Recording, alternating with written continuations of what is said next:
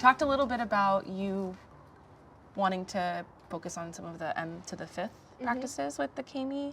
Yeah, I'd like to be a little more aware of what I'm doing with that. I'm kind of aware of them, but not thinking about it when I'm teaching the kids. Yeah. As much. You know, as soon as I walked into the door, you were already counting up frogs, and you know, there are pieces of that are already happening. But it sounds like, you know, we just want to talk about what all the M to the 5th practices are and how they already fit into our day, and maybe how we can extend some of them even a little bit further. Yeah, that would be great. So, for example, materials and environment, right? We have the ramps and balls that are already set up out here. Or inside, you already have the green and speckled frogs set up for them to use, right? So that plays into the materials and environment, how you set the space up and what you put in their space to encourage math practices.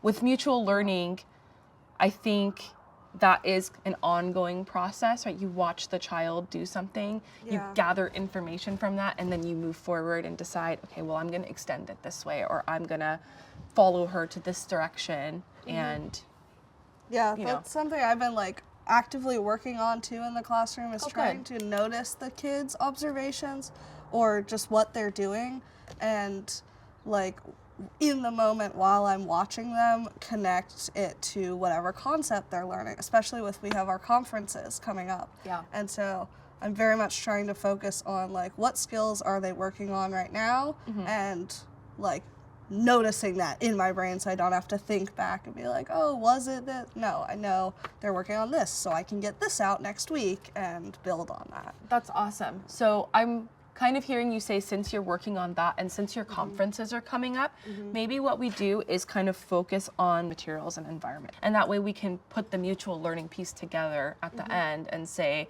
this is what you are able to gather from the activities that were going on, and then use that towards when you have your conferences, the different math practices that the children are working on. Does that sound good to you? Yeah, that sounds good. Okay, cool.